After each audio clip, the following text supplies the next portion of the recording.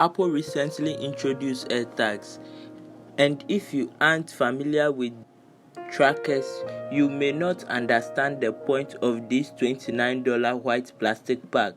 So what exactly are AirTag's, and more importantly, how do they work if you decide to buy one?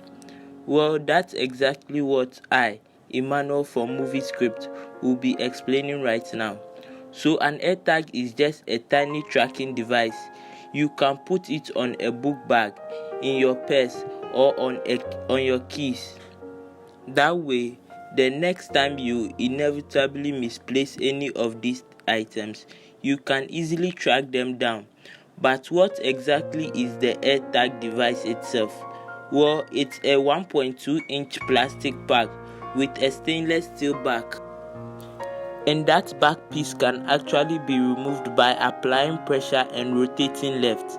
Inside, you'll find a replaceable coin cell battery like those found in watches that will keep AirTag powered over a year. Once it dies, just replace it with a fresh battery. No charging required. There's also a technology inside AirTag that you cannot see, like a speaker, Bluetooth, and Apple's U1 chip. After unboxing AirTag, the first thing you do is connect it to your iPhone 6s or later by holding it nearby, then tapping the connect button, the same way you tap the like button under every movie script video. Finally, name your AirTag so you know which item it's attached to, and that's it. Unfortunately, AirTags cannot be paired with Android smartphones, but they can help out an iPhone user if they find a lost AirTag, which I'll explain later. Now, if you are lucky, you'll never have to use AirTag at all. But if something is lost or left behind, you navigate to the Find My app on your iPhone and tap the Items tab. Here, you see all your connected AirTags.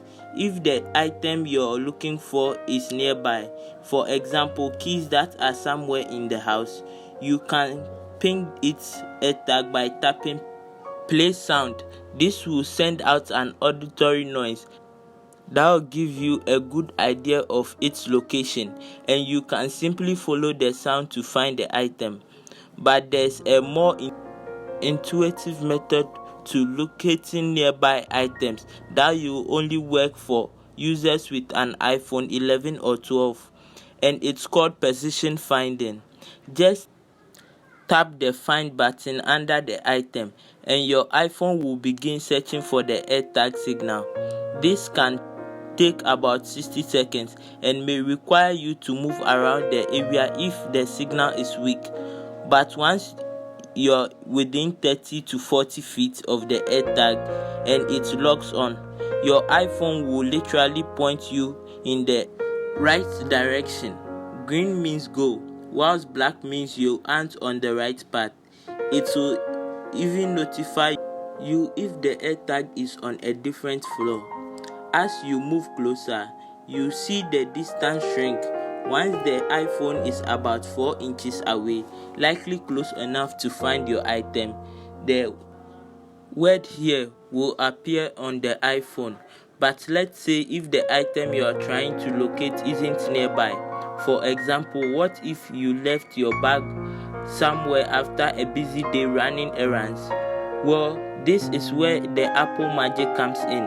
AirTags can actually post their location to your Find My app through nearby iPhones. It sends out a Bluetooth signal that's captured by a stranger's iOS device that happens to be within range and reported straight to you, all without the person even knowing it happened.